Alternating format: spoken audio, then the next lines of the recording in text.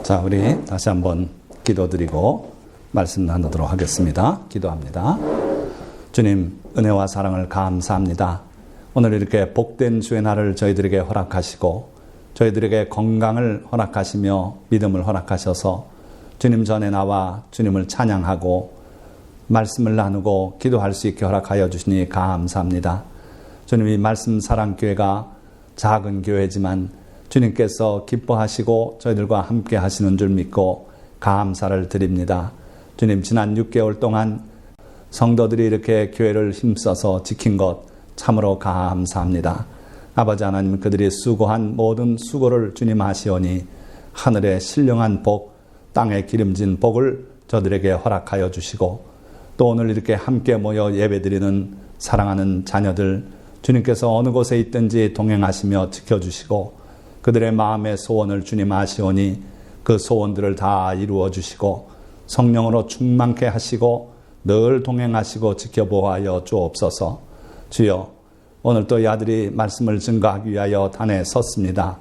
부족하나 주의 능력을 의지하고 주의 성령의 도우심을 간구하며 섰사오니 오늘도 주께서 성령의 두루마리 펴주시고 아름다운 화관을 씌워주시고 주님의 진리의 말씀만 바로 증거토록 축복하여 주옵소서.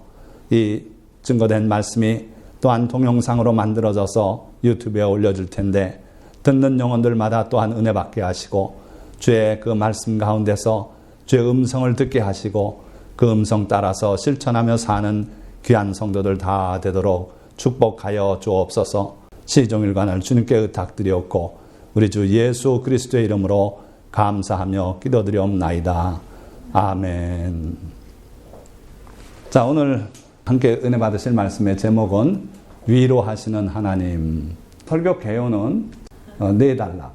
첫째는 누가 참된 위로자이신가 하는 걸 한번 살펴보고, 두 번째는 누구를 위로하시는가, 셋째 어떻게 위로하시나.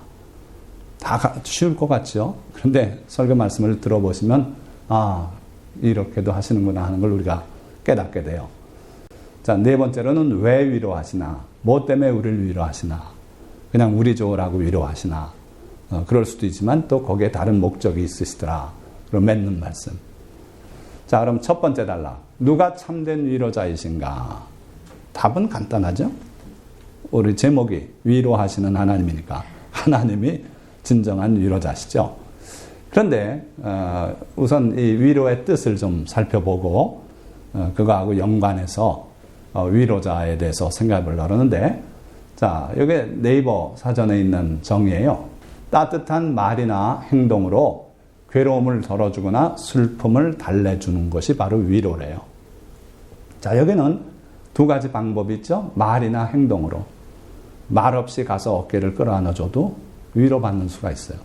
말이나 행동으로 위로가 된다는 것이고, 뭘 위로하는가 보니까 괴로움을 덜어주거나 슬픔을 달래주는 것이다. 그래서 우리가 뭔가 괴로울 때, 배가 고파서 또르륵 소리가 나고 가진 돈은 없고, 그런 분들에게 먹을 것을 주는 게 그 배고픈 괴로움을 덜어주는 일이 돼요. 또는 슬픔을 달래주는 이런 것들이 바로 위로다. 대충 맞는 것 같아요. 그런데 이거는 우리 정서의 위로의 의미고요. 성경의 위로는 조금 달라요. 그래서 위로자를 영어로 보면은 comforter라고 이렇게 번역이 되어 있고, 또 그 원어, 헬라어 원어는 파라클레토스예요. 이게 우리가 흔히 보혜사, 성령님 할 때 보혜사란 뜻이에요. 파라클레토스. 여호와 하나님께서 자기 백성을 광야로 인도하실 때 뭘 하셨어요? 만나를 내리셨어요. 농사 안 짓고, 농사 질 수 없는 땅이고, 목축도 할 수 없는, 풀도 안 나는 땅이고, 그러니까 거기서는 오로지 하나님이 공급하시는 그 양식으로 살아갈 수밖에 없어요. 물도 없는 땅이에요. 그러니까 하나님께서 반석을 열어서 거기서 물이 솟구치게 해서 그 물로 200만 명이 먹고 살아갔고, 갈 때마다 그렇게 하셨더라는 거예요. 그러니까 만나를 내리시고 반석에서 생수를 내신 이 하나님의 아름다운 행위가 바로 위로에 해당되더라 이거예요. 일반적으로 우리 인간들끼리 위로는 대개 말로 해요. 그렇죠? 빈말이라도 말로 해서 편을 들어주고 그러죠. 그런데 하나님의 하시는 위로는 대개의 경우에는 행동으로, 말 없이 하나님이 뭘 하셔서 그게 우리에게 위로가 되더라 하는 거예요. 우리 하나님은 많은 경우에 이렇게 만나를 내리고 반석에서 생수를 내는 그런 식으로 실제 행동을 해서 우리의 괴로움을 달래주시고 슬픔을 덜어주시더라 하는 거예요. 그래서 우리 하나님의 위로는 사람의 위로와 조금 다르죠. 우린 말 중심이고 빈말이고 실제로 행동이 필요할 때는 행동을 못하고 뒤로 물러서거나 숨거나 이런 경우가 많은데 우리 하나님은 말보다는 행동으로 드라이브해요.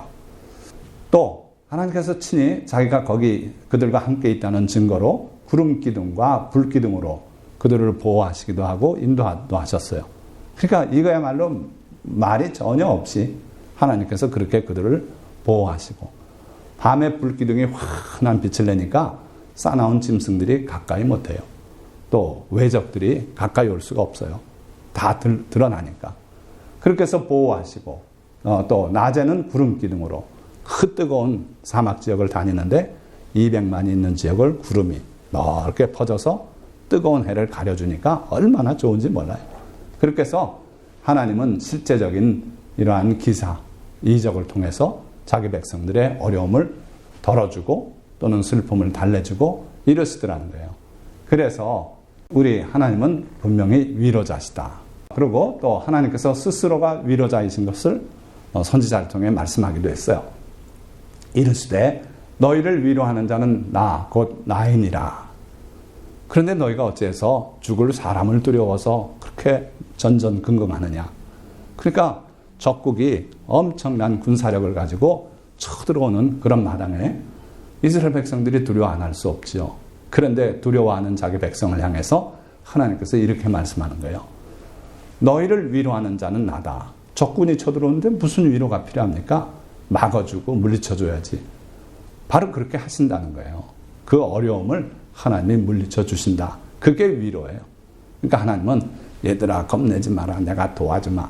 그렇게 말하고선 그 다음에 막상 보니까 아무것도 없는 그런 헛된 약속이 아니라 실제로 그들을 행동으로 하나님이 지켜주시고 보호하시고 그게 그들의 위로가 됐어요. 여러분들도 위로라는 그 내용을 그렇게 한번 생각해 보세요.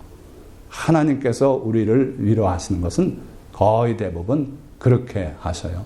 그러니까 내가 정말 괴롭고 내게 슬픔이 다가오고 내게 위기가 다가올 때 그걸 하나님께서 말없이 어떤 역사를 통해서 막아내신다 이거예요. 그럴 때 그게 위로고 그 위로에 우리가 감사할 줄 알아야 된다 하는 거예요. 자, 하나님께서 그들의 눈에서 모든 눈물을 씻어주실 것입니다. 하나님께서는 우리 눈에 눈물을 다 씻어주시겠대요. 언제입니까? 모든 세상의 악이 다 제거되고 그리고 천국이 완성됐을 때 하나님께서 모든 천국에 있는 하나님의 자녀들의 눈에서 모든 눈물을 씻어주신대요. 이거 잘못 생각하면 모든 눈에서 그 눈물을 씻어주신다. 이렇게 생각하기 쉽습니다. 그런데 그렇지 않고 눈에서 모든 눈물을 씻어주신다. 여러 가지 많은 이유에서 흐르는 그 눈물을 주님께서 씻어주시겠대요. 그러니까 다시는 그 이후에는 죽는 것도 없고 곡하는 것도 없고 그리고 아픈 것도 없겠다 그랬어요. 그러니까 우리 인류가 지금 겪고 있는 모든 그 슬픔, 모든 그 아픔들을 하나님께서 아예 근원부터 없애시고 그러고 이전 것은 다 지나갔다. 새 것이 되었다 해서 그 슬픔이 없는 그러한 삶을 우리에게 허락하시겠다는 거예요. 그러니까 대단한 위로죠. 그 다음에 사람만 위로가 필요한가? 천사도 위로하셨어요. 여러분들 천사는 슬픔이 없고 기쁘고 능력이 넘치고 날개로 날아다니고 막 이렇게만 생각하는데 그렇지 않더라고요. 스갈에서 보면은 하나님께서 이스라엘 백성을 순찰하는 그 하나님의 천사들을 내보내요. 갔다 와가지고 보고하는데 그 보고를 다 모아가지고 하나님께 아뢰는 천사가 있었어요. 하나님 어찌해서 70년이 됐는데 이스라엘 백성은 아직도 이렇게 처량하게 이곳에 포로 생활을 하고 있습니까? 하나님께서 70년이 되면 그들을 다시 예루살렘으로 돌려보내고 예루살렘 성을 중건하겠다고 약속하지 않으셨습니까? 그들을 위해서 변호했어요. 그랬더니 하나님께서 그 말하는 천사에게 선한 말씀, 위로하는 말씀으로 대답하시더라. 그러니까 천사조차 위로가 필요했다. 그러면 우리 인간에겐 말할 필요 없어요. 여러분 한 사람 한 사람이 다 위로가 필요해요. 그래서 자기에게 아픔이 있다는 것을 인정하고 주님 앞에 그 아픔을 아뢰고 그리고 위로받을 수 있는 여러분들이 되시기를 축원드립니다. 주님은 그래서 그거를 애통하는 자는 복이 있나니 저희가 위로를 받을 것임이라 하고 말씀했어요. 자기에게 약점이 있고 아픔이 있고 주님의 위로가 필요한데도 그럴 줄 모르는 사람은 복되지 못하다는 거예요. 자기의 그 영적 기갈도 깨닫고 자기의 부족한 점을 깨닫고 주님 앞에 아뢰일 줄 아는 사람, 그것 때문에 슬피 울 줄 아는 사람, 그 사람은 복되다. 주님의 위로가 임할 것이다 하는 거예요. 자, 뿐만 아니라 하나님의 아들 되시는 예수 그리스도가 또 위로자가 되신다 이거예요. 보면 저물매 사람들이 귀신 들린 자를 많이 데리고 예수께 오거늘 예수께서 말씀으로 귀신들을 쫓아내시고 병든 자들을 다 고치시니. 자, 이건 치료 아닙니까? 이렇게 얘기할 수 있어요. 그러나 아까 그 위로의 정의를 보니까 말이나 행동으로, 그렇죠? 그들의 아픔이나 뭐 괴로움, 슬픔을 덜어주는 것이 위로라 그랬는데 그들이 귀신이 들려 있고 병이 들려 있고 괴로움 속에 있어요. 이걸 예수님께서 모든 병을 다 고쳐주시니까 그들의 괴로움을 덜어주시는 거 아닙니까? 그러니까 이거야말로 참된 위로예요. 그래서 우리 주님은 참된 위로자시다. 나병 환자가 예수님께 나올 때 또는 맹인이 나올 때 주님께서 그들의 눈을 뜨게 하고 나병을 고쳐주시지 않습니까? 그래서 참된 위로자시고 이런 걸 성경은 위로라 그런다 이거예요. 자, 참된 위로자 보혜사 성령 파라클레토스 성령이에요. 보혜사 성령이에요. 우리 곁에 와서 우리를 돕기 위해 계신 분이에요. 자, 그리하여 사도행전 말씀인데 온 유대와 갈릴리와 사마리아 교회가 평안하여 든든히 서가고 주를 경외함과 성령의 위로로 진행하여 수가 더 많아지니라. 자, 여기 보니까 성령의 위로로 진행됐다 그랬어요. 그럼 뭐 사람들 거기 다 울고 앉아 있습니까? 그게 아니고 이 위로라는 것도 울어서 위로하는 게 아니라 그 사마리아 성에 많은 사람들이 병이 들려 있고 거기서 귀신이 쫓겨나가고 병이 낫고 이런 일이 부지기로 일어나니까 그걸 성령의 위로라고 표현했어요. 자, 그러고 보니까 누가 참된 위로자라고요? 결론적으로 하나님 아버지, 예수 그리스도, 성령, 삼위일체 하나님이 온전하게 참된 위로자가 되고 계시더라 하는 거예요. 자, 두 번째 단락입니다. 누구를 위로하시는가? 내 백성, 내 자녀를 위로하시는 하나님이세요. 보통들 하나님은 사랑이시라. 악한 자, 선한 자 다 가릴 것 없이 다 사랑한다. 큰 사랑으로선 그래요. 그러나 실제적인 사랑에서는 하나님은 자기 백성만 특별하게 사랑하는 그런 면이 있어요. 그걸 뭐라 그랬습니까? 제가 수십 번 얘기했는데 헤세드. 그런 단어가 우리 인간 속에는 없어요. 그래서 영어에서는 그걸 갖다 loving kindness 해가지고 신조어를 만들어서 헤세드를 그렇게 많이 번역했어요. 근데 우리말 성경에서는 loving kindness라는 말이 어색해서 그걸 갖다가 단순한 언어로 바꾸다 보니까 자비, 궁휼, 사랑, 뭐 이런 식으로 매우 다양한 언어로 번역해 놓은 게 헤세드예요. 근데 그 헤세드 사랑은 잘 들여다보면 요소가 간단해요. 편을 딱 갈라요. 그래서 자기 백성에게는 복을 쌓을 곳이 없이 부어주시고 그러고 전쟁이 나면 지켜보호하시고 이런 식으로 특별 혜택을 베푸신다 이거예요. 예수님께서도 그 내용을 이렇게 표현했어요. 예수께서 이르시되 자녀로 먼저 배불리 먹게 할지니 자녀의 떡을 취하여 개들에게 던짐이 마땅하지 아니하니라. 그러니까 하나님의 자녀부터 먹이겠다는 거예요. 물론 귀신 들린 딸을 둔 여인이 주여 올소이다. 그러나 개들도 땅에서 떨어지는 부스러기는 먹습니다. 그러니까 자기들은 이방인이고 자녀들이 먹을 떡을 나한테 달라는 게 아닙니다. 먹다 떨어지는 부스러기 은혜라도 줬사오니 나를 불쌍히 여겨주십시오. 그럴 때 예수님께서 딸아 내 믿음이 크다 하고서 내 딸이 나았다 선언하시고 돌려보내니까 나았어요. 그러니까 기본적으로 하나님은 자기 백성 자기 자녀를 특별히 챙기시는 위로도 그렇다 하는 거예요. 자, 이 모습은 뭡니까? 이스라엘 백성이 광야를 행군해 나갈 때의 모습이에요. 이 그림 보면 질서정연하지 않아요? 아주 멋있게 자기 편대를 딱 갖추고 깃발이 있고 하나님께서 그렇게 시키셨어요. 그러니까 하나님께서 자기 백성들을 이렇게 인도하시면서 광야의 생활에서 보여주셨던 그 모든 하나님의 특별한 혜택, 이게 바로 하나님께서 누구를 위로하시는지 말하고 있다 이거예요. 그러니까 자기 백성, 자기 자녀를 특별한 은총으로 이렇게 보호하신다. 은혜를 베풀고 긍휼히 여기신다 하는 겁니다. 하나님께서 이사야 선지자를 통해서 너희의 하나님이 이르시되 너희는 위로하라. 내 백성을 위로하라. 너희는 예루살렘에 마음에 닿도록 말하며 그것에게 외치라. 자, 이 사람들 누굽니까?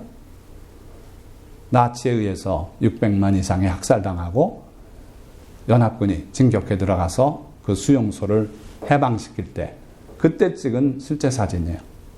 하나님께서는 내 백성을 위로하라고 그렇게 말씀해요.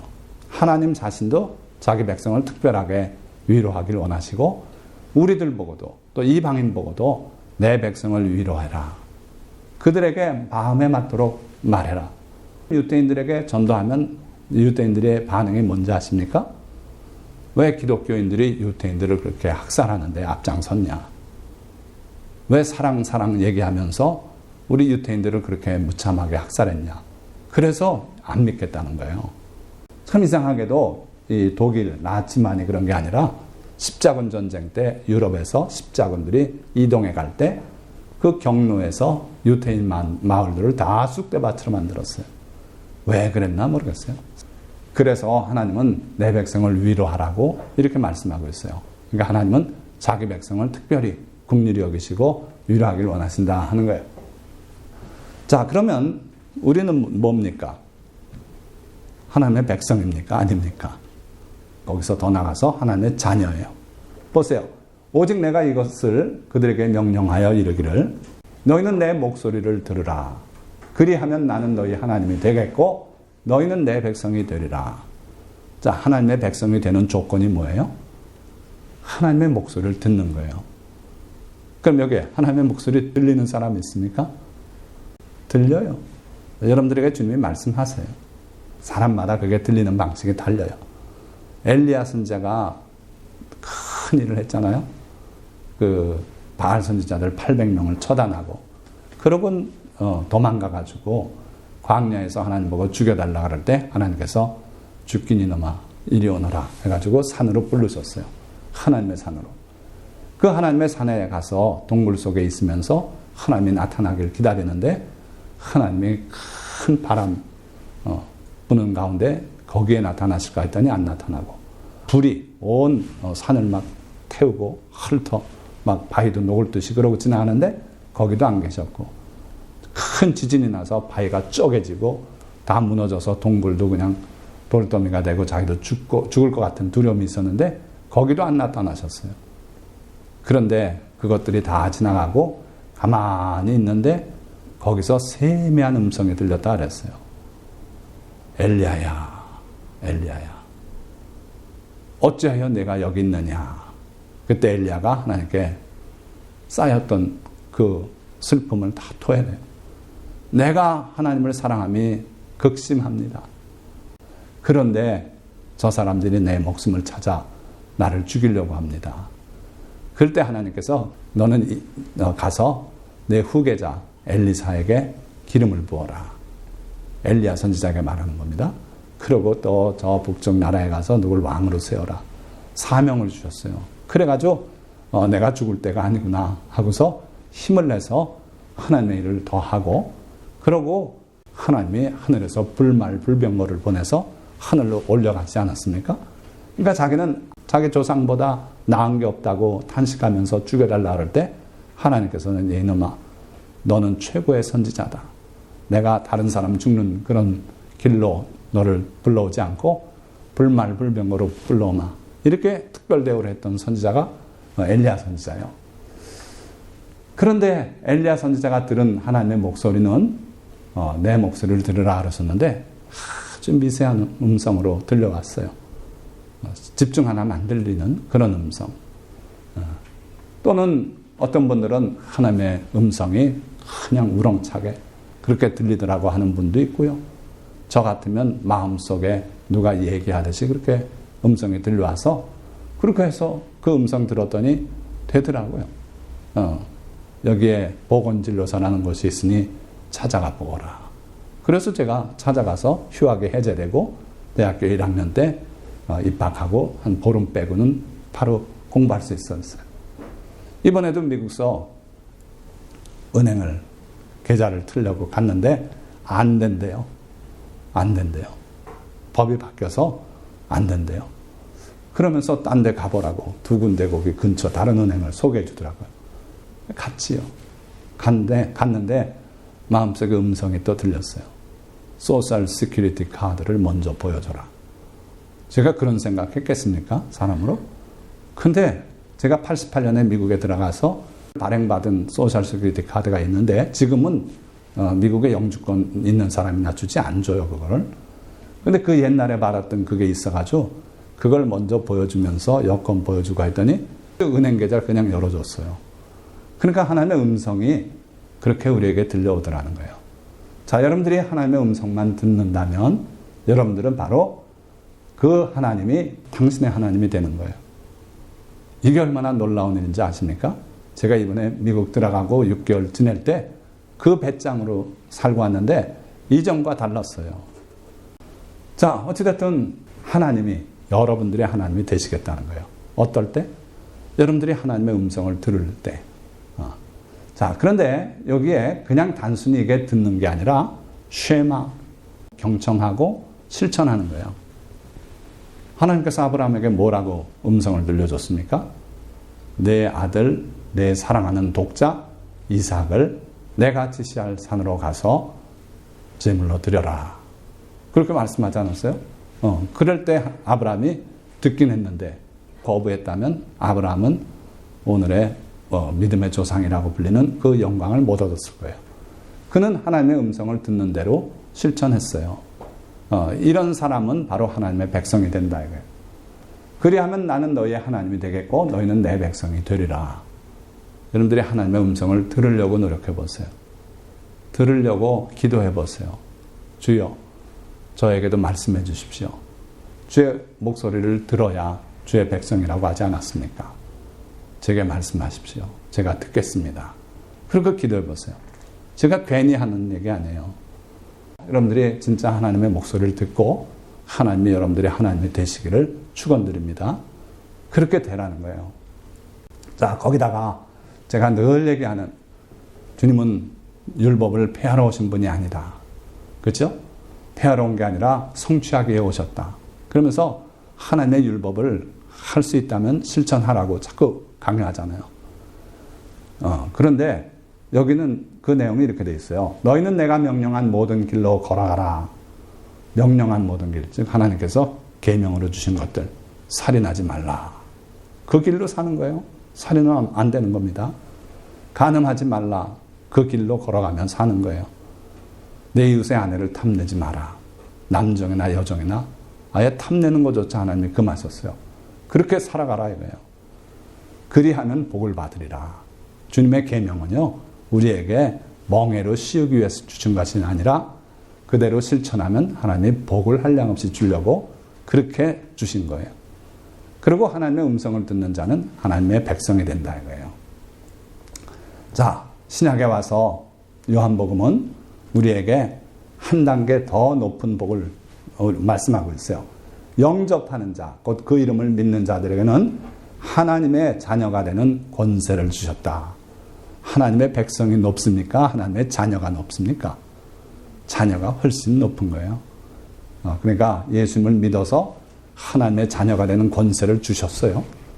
주의 음성을 듣고 주님의 계명대로 살고 이럴 때 진정으로 주님의 자녀가 되는 겁니다. 자, 세 번째. 어떻게 하나님은 우리를 위로하시는가? 어떻게 위로하신다 그랬어요? 아까 세상의 개념하고 좀 다르다 그랬죠? 세상은 말을 중심으로 하고 때로는 자기가 감당 못하면 물러가고, 그러나 하나님은 물러가는 법이 없어요. 우리에게 위로를 주시는데 참 드문 표현을 쓰세요. 요즘 길 가다가 하나님 어머님을 아십니까? 어머니 하나님 아세요? 막 이렇게 도전하는 사람들이 있어요. 그거 이단입니다. 완전 이단이에요. 그런데 하나님께서 자기의 위로를 딴 데 비길 수 없어서 어머니의 위로에다 비겼어요. 보세요.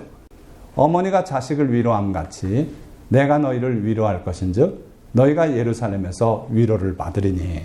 예루살렘은 하나님의 품을 말해요. 그래서 하나님께서 우리를 위로하실 때 어머니가 위로함 같이, 자기 자식을 위로함 같이. 이 위로라는 것 아까도 말씀드렸지만 하나님이 자기 백성, 자기 자녀에게 주신다 그랬잖아요. 누구 남의 집 애가 울고 있는데 가가지고 끌어안고 왜 우니 그러고 그럴 엄마들 별로 없어요. 저 너무 우는구나. 야, 가짜. 자기 자식 끌고 가는 게 부모예요. 네, 그래서 어머니가 자기 자식을 위로함 같이 내가 너희를 위로할 것인지요. 하나님께서 그렇게 위로하신대요. 하나님께서 사람을 만드실 때 남자와 여자로 창조하셨다 그랬어요. 특별히 여성에게 하나님의 귀한 심성을 넣어주셨어요. 바로 이 사랑이에요.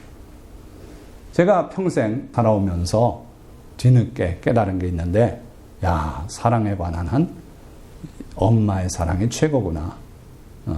자녀를 넷을 낳아서 길렀는데 지금까지도 그 내 놈 때문에 계속 신경 쓰는 거예요.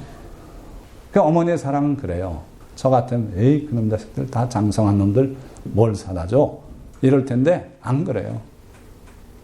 그러고요, 애들이 뭐 말하자면 울거나 이럴 때 달래주는 그 모습을 제가 보면은 논리보다 사랑해요, 무조건. 아무리 지놈이 잘못해서 아빠한테 난 맞고 뭐 이렇게 해서 울고 있다 알아봅시다.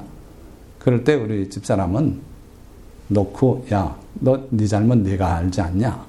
이런 적이 없어요. 그냥 무조건 끌어안고 뭘 먹을 거라도 주고 이러면서 그렇게 하는 게 엄마더라 이거예요.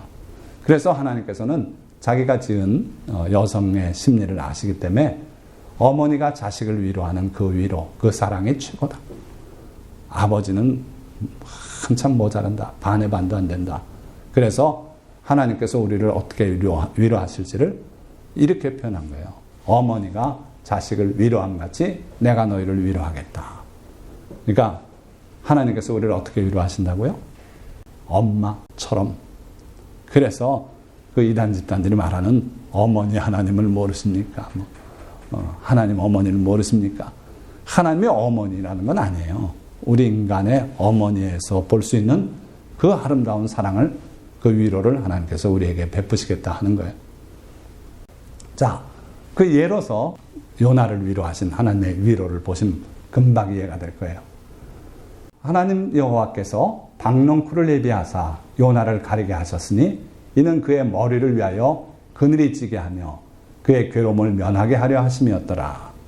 저 같았나 봐요. 저보다 더 빠졌는지 몰라도 이 머리 빠진 사람은요, 햇볕 쬐면 머릿속이 화상을 입어요. 그래 제가 모자 쓰는 거예요. 폼으로 쓰는 거 아니에요. 자, 어쨌든 그 요나를 하나님은 아셨어요.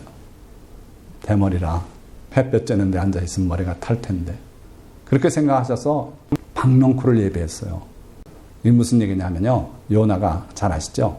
하나님께서 니느웨로 가라. 가서 하나님께서 40일 후에는 멸망시킨다 하라. 그랬더니 이 요나가 도망갔어요. 배를 타고 다시스로. 니느웨는 이스라엘에서 동쪽이고요. 다시스는 서쪽이에요. 스페인 끝에. 그리 가는 배를 타고 도망갔는데 결국 풍랑이 와서 그를 던져버리잖아요. 큰 물고기를 예비하셨어요. 그래가지고 삼켰다가 회개하니까 토해내게 했는데 바로 니느웨 근처 가서 토해냈어요. 어쨌든 가가지고 니느웨 성이 사흘거리 성인데 하루만 전파했어요.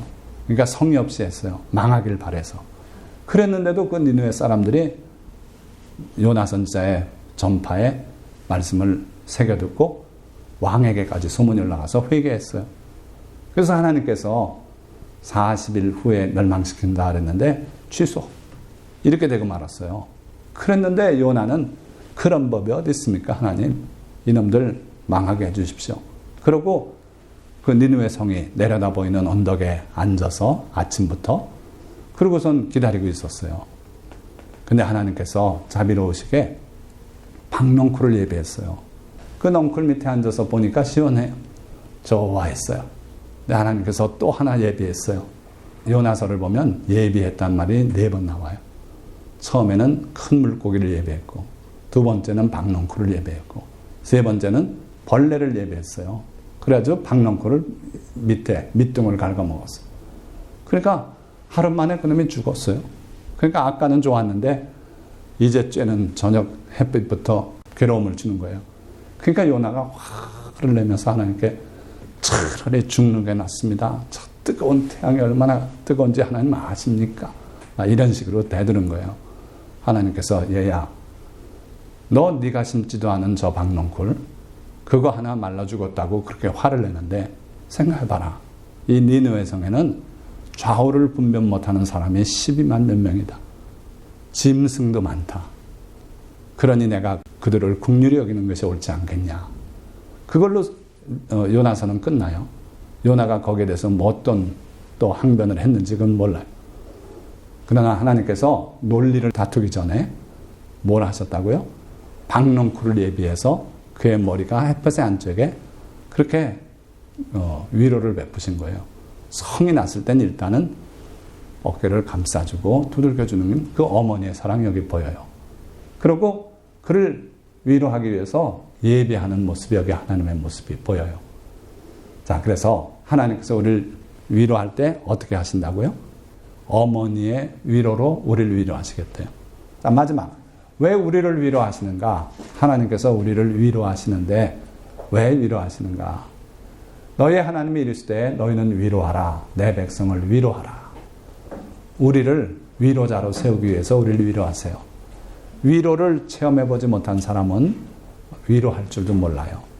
하나님이 우리를 위로하시는 이유는 우리를 위로자로 세우기 위해서다. 이거예요. 자, 요셉이 얼마나 많은 상처를 입은 사람 아닙니까? 형들이 자기를 미워한다는 거, 그 깊은 상처를 받았고 심지어 죽이려 한다는 거, 그리고 팔려와서 또 억울한 일들 당한 거, 뭐 일일이 셀 수가 없어요. 그러니까 상처투성이인 요셉이 나중에 위로자가 되더라고요. 그래서 형들이 아버지가 살아있을 동안은 요셉이 자기들을 해치지 않겠지만 아버지가 딱 돌아가시니까 큰일 났다. 저 요셉의 한이 얼마나 컸겠는가. 그러니 그 한을 우리에게 갚지 않겠나. 그래가지고 요셉한테 거짓말을 해요. 아버지가 살아계실 때 용서하라 그랬었습니다. 하고서 요셉 보고 자기들을 용서하라 그랬다고 하지도 않은 거짓 유언을 들려주면서 요셉한테 그렇게 말해요. 그때 요셉이 그 내용을 알아요. 자기가 아버지를 뵈러 갔었는데 며칠 전에. 그리고 그 말 안 하고 돌아가셨는데 그런데 형들이 거짓말을 꾸며대니 요셉이 그걸 보는 순간 너무나 형들이 불쌍했어요. 그래서 당신들은 두려워하지 마소서. 왜 그렇게 무서워합니까? 내가 보복할 줄 아십니까? 안 그렇다는 거예요. 내가 당신들과 당신들의 자녀를 기르리이다 하고 그들을 간곡한 말로 위로하였더라. 형들을 그냥 겁주고 뭐 이렇게 해서 한번 좀 혼 좀 냈다, 맛 좀 보여주고 그 다음에 버릇들게 하자 이게 아니고 간곡하게 위로했어요. 형님 제 말을 믿으십시오. 제가 받은 상처는 정말 너무 큰 상처였지만 하나님께서 날 위로하시고 결혼해서 자식 낳을 때도 그 자식들이 내 아버지 집도 잊게 할 정도로 귀엽게 자랐고 뭐 하면서 형들을 간곡하게 위로했대요. 그러니까요, 여러분들도 하나님의 위로를 맛보시고 위로자가 되시길 축원드립니다. 진정한 위로자가 되셔야 돼요.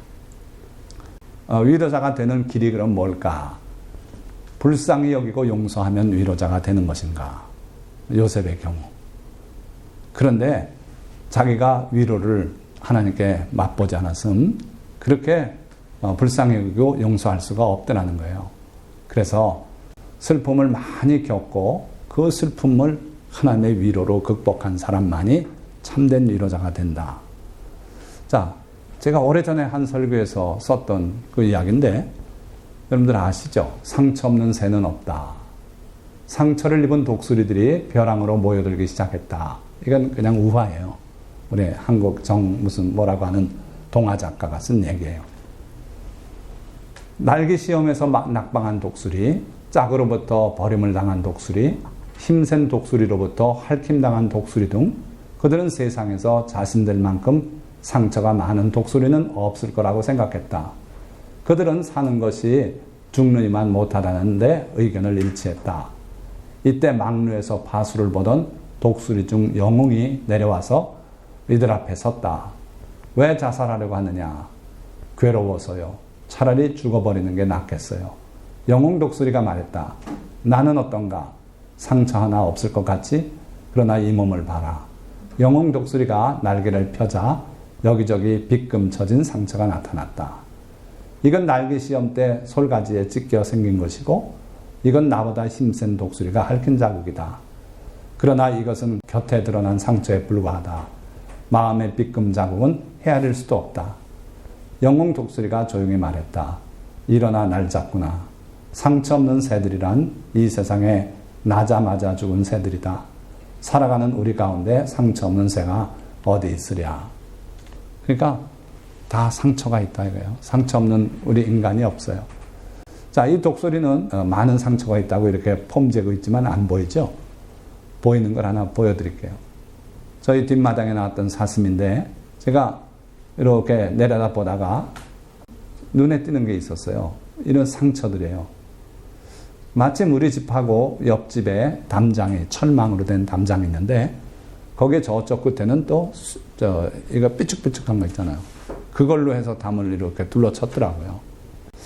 저는 그걸 별로 관심 없이 늘 바라봤는데 알고 보니까 이런 야생 짐승에게 굉장히 위험한 상처를 낼 수 있는 그런 몹쓸 그거더라고요. 그래서 얘가 아마 어디선가 그런 데서 이렇게 긁히지 않았나. 그러니까 마냥 귀엽다고만 생각했던 이 사슴이 이렇게 상처 있는 사슴이더라 하는 거예요. 그러니까 우리 인간도 그렇습니다. 언제 어디서 남들이 모르는 그런 상처가 우리에게 많이 입혀져요. 그 상처를 누가 위로합니까? 하나님이 위로하셔야 돼요. 하나님만이 위로하실 수 있어요. 그래서 여러분들이 이러한 상처를 슬픔을 위로받고 그러한 아픔을 다 이겨내고 위로받았을 때 그런 사람만이 진정한 위로자가 될 수 있다 하는 거예요. 자, 제가 그렇게 6개월을 하나님의 위로를 맛보면서 그러면서 나무꾼이 돼서 뒷마당 정리하고 이제 귀국했는데 제가 어릴 때 예수님의 그 모습을 꿈속에서 본 적이 있어요. 잊지 못할 그 계시적인 꿈을 몇 개 꿨다 그랬죠. 그 중에 하나 끝이 안 보이는 긴 터널을 컴컴한데 앞에 어떤 분이 지팡이를 짚고 가고 계세요. 저는 그분만 따라서 계속 가는 거예요. 어두워요. 앞이 안 보여요. 나중에 그분이 예수님이라는 걸 알았어요. 근데 제가 본 예수님의 모습은 뒷모습. 계속 지팡이를 잡고 나를 리드하면서 가시는 모습. 그리고 이제 터널이 끝나는데 순간 옆모습을 좀 봤어요. 그러고 할렐루야 우리 예수 그 찬송을 부르면서 꿈에서 깼어요. 제가 아쉬운 거는 예수님이 조금만 더 돌리셨으면 얼굴을 봤을 텐데 그 생각을 늘 가지고 지금까지 살았어요. 근데 어느 날 주님께서 예언을 주시는데 내가 죽기 전에 주님의 얼굴을 뵙는다. 그랬는데 이번에 미국 가서 겪은 것이 주님의 얼굴을 조금 더 뵀어요. 그래서 주님이 이렇게 나에게 친근하게 나를 위해서 예비하시고 이렇게 위로하시는구나. 그런 걸 깨달았어요. 그래서 아까 우리 주일 찬송을 내가 매일 기쁘게 순례의 길 행함은 주의 팔이 나를 안보하며, 이 찬송이 떠올라서 오늘 주일 찬양으로 뽑은 거예요. 그러니까 여러분들이 아픈 일이 있고 위로받아야만 할 그런 일들을 자꾸 겪으신다면 주님의 뜻이에요. 주께서 위로하시고 여러분들이 요셉과 같은 그러한 또 하나의 위로자가 되기를 원하셔서 그러고 계시다 하는 거죠. 자, 말씀을 맺습니다. 세상에 위로가 필요 없는 사람은 없습니다. 천사도 하나님의 위로를 받았는데, 그래서 하나님은 위로자로 다가오셔서 당신을 위로하시고 더욱 친밀히 동행하시기를 바라십니다. 그러려면, 주님이 여러분들에게 가까이 오고 위로하시려면 먼저 당신이 예수 그리스도를 영접하고 사랑하며 그의 계명들을 준행하고 그의 음성에 귀를 기울이는 하나님의 백성, 하나님의 자녀가 되어야 합니다. 이 은혜는 그의 백성과 자녀를 위한 것이기 때문이에요. 그래서 여러분들이 주님의 자녀, 주님의 백성이 되어야 이 은혜를 체험하게 된다. 이거죠. 자, 그러면 주님은 당신에게 다가와 당신을 위로하되 어머니처럼 당신을 위로하시고 당신의 간구에 귀를 기르며 모든 기도에 응답하실 것입니다. 그리고 상처 많은 요셉이 위대한 위로자가 되었던 것처럼 주님의 위로를 경험한 당신도 위로자가 되어 상처 입은 영혼들을 주께 인도하고 치유할 수 있게 될 것입니다. 모든 성도님들이 이런 위로를 경험하시고 위대한 위로자가 되시기를 축원드립니다. 기도하겠습니다.